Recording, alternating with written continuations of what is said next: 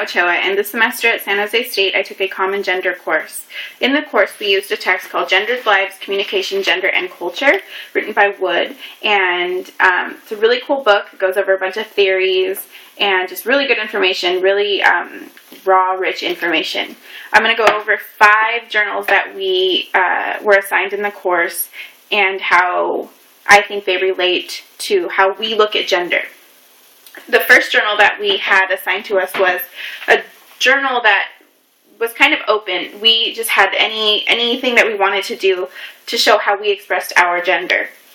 I chose to create a collage of certain people that I found inspiring.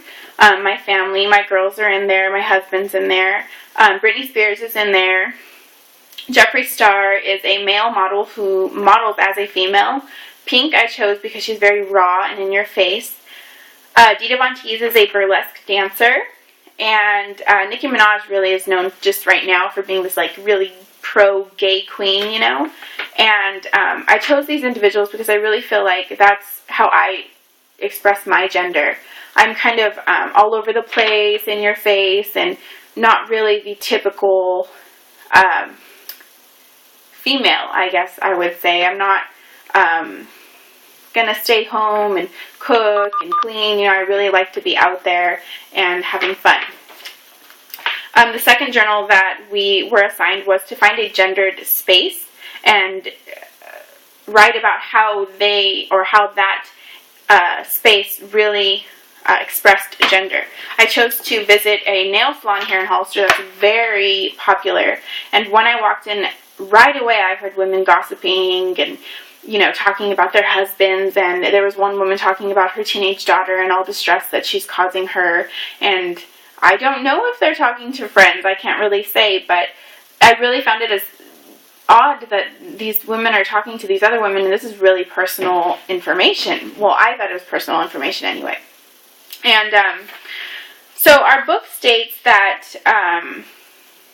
femininity is something that is consistent with earlier views today. So it's something that women always do. We are constantly seeking out ways to become more like the women on magazine covers or television.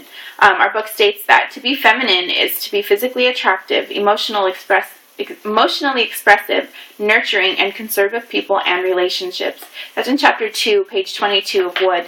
And when I saw that, I had to add that in my paper because I really felt that, especially emotionally expressive and concerned with people and relationships, really fit into this gendered space. I chose to use the social learning theory because it claims that individuals learn to be masculine or feminine primarily by imitating others and getting responses to the behaviors that they're, you know, receiving when they get these services done, when they're pampered. I'm sure husbands go, "Oh, your nails look so good," or other women are like, "Where'd you get that done?" You know, and so you're getting this positive feedback, and so you continue to go and get these services done, and it becomes a way of showing who you are. So that's why I chose the nail salon and why I thought that really expressed gender, a feminine gender anyway. Another journal that we had to write about was finding films. One was for a male gendered film and a female gendered film. The female gendered film I chose to write about Secretariat. And if you don't know about the film, it's about a horse that won the Triple Crown, and its owner or trainer was a woman. During this time, in 1973, it was very rare for a woman to be in this kind of position. The character in the movie is named, and it is a true story, her name is Penny Tweedy, and her father falls ill, and because her father falls ill, she kind of chooses to take this role on and has to really change her identity. In the movie, she has very, not very many characteristics. She's brave, she's loving, she's a mother, you know, she's smart, she's passionate, and she's very family-oriented. But she has to really include this new masculine, or what our book would call masculine, trait. She had to become aggressive in order to stand up against these men and succeed in her goal. in taking her father's role and taking over the family farm. In the film, there are a lot of scenes where there's men yelling at her or telling her no or saying it's not a woman's job or a position, and she never backs down. And that really inspired me because I feel like if we're going to express ourselves, we need to be able to trust ourselves. And in the movie, Penny really shows that she can trust herself, and no matter what, even when she was scared, she chose to stand and fight. And her husband, ends up leaving her, and her brother doesn't want to talk to her, but she's able to succeed, and the horse wins the Triple Crown, and she is happy, and she feels like she's won something, and she really has in this film. She was able to express herself as a strong woman, and that's why I thought that it expressed gender the way I look at gender, because I realized that gender is something that we're working on every day, and it's something that we perform, whether it's needed in different areas or with different people. It's something that we definitely adapt and change when needed. The male film, or male gendered film that I chose to talk about was Braveheart. Mel Gibson starred in the film and also directed the film and produced the film. And it was really hard for me to actually find a film that I felt was male gendered focused, because for some reason I wanted to find a film that showed this like really tough masculine man, scruffy hair, just a man like that. And then I realized that's not what I think a man is, or a male gendered focus would be. So I chose this film because Mel Gibson's character William in the film is very strong. I think he's the perfect combination of bravery. He has like this rugged braveness about him, but he's very compassionate and very emotional in the film also. He cries. He becomes very over-emotional almost, and it leads him to starting a war. Because he falls in love with this woman, and the woman is killed by a soldier, and he just loses it, and he fights for her. One of the theories that I chose, or I actually chose two, but the interactionism theory, I chose to use that because it states that William, I'll just read it. It says, when applying the symbolic interactivism theory, we can say that William is who he is because of what he was told to be. He was surrounded by nothing but men as he grew up. And so he had to become this strong man who, didn't cry because he didn't have a mother growing up. And so, symbolic interactivism theory really fits into that, because though he wanted to be emotional and cry, he got angry almost because he couldn't express that. I wrote, the symbolic interactivism theory argues that parents tell their children who they are and how to act through description. For example, if you tell your child that they are emotional, that child will most likely become an emotional child. And so if William's character was always being told stop crying or be more manly, or when I leave this house, you're the man of the house, he was never really told it's okay to cry.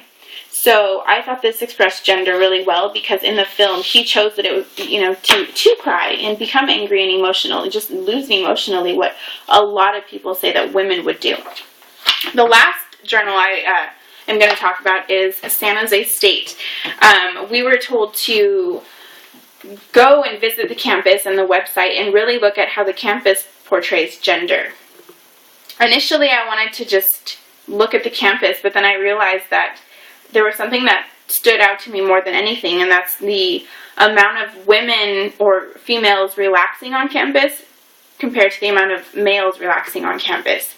I observed that a lot more males relax on campus than females. When I asked the females why, they said that there were a lot of creeps, that they don't trust that they can just relax on the lawn or fall asleep on a bench like a guy could. And I thought, wow, that's really sad, that we are all sharing this campus, but a lot of these females don't feel like they can do that. So, you know, I chose to look at the book, and I chose to look at chapter 6 of our text because I remember that it had to do a lot with a gendered nonverbal communication, and I wanted to see if it really had to do with our campus or if it had to do with females and males in general. I chose to look at and I don't know if I'm saying this right, but the kinesthetics concept, which is nonverbal face and body movements. The concept claims that women are more typically common in tilting their heads, smiling downward, or condensing their bodies so that they take up less space.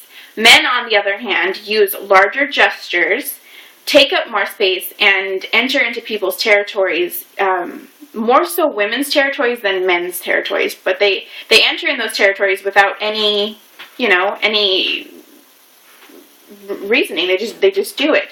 So I found that San Jose State really does care for its students. The website, however, had a lot more pictures and images of males over females. I think there were two pictures on the website, even when you're scrolling through different pages. And in those two pictures, one of them really stood out to me because the women in the picture were kind of in the back and in like a shadowy area, and then you have these gentlemen using headphones and walking and smiling. And you know, I really noticed that San Jose State doesn't really focus on displaying its feminine side. It's very masculine. And overall, I just realized that, as I stated earlier, gender is something that we're constantly adapting, that we are constantly changing. We're constantly meeting people and realizing, even though this is me, I can't be that way. I would love to dye my hair pink and have piercings and be all out there and in your face and say, you know, I'm pro-gay, which I will tell anybody, but I don't feel like I can do that because in today's day and age, I would never be able to become the professional I want to be or become if I had those piercings, if I had that pink hair, if I had that in-your-face attitude. So I definitely have to adapt how I portray myself and my gender by, you know, stepping back a little and saying I am a strong, compassionate, confident female, and that's who I am. That's my gender. But at the same time, I have to change that every time I meet somebody or enter in a new situation. And I definitely think that's how we look at gender. We look at it in a way that can be, it's flexible. We can change it. We are constantly adapting it, just like communication. It's never ending. It's always changing.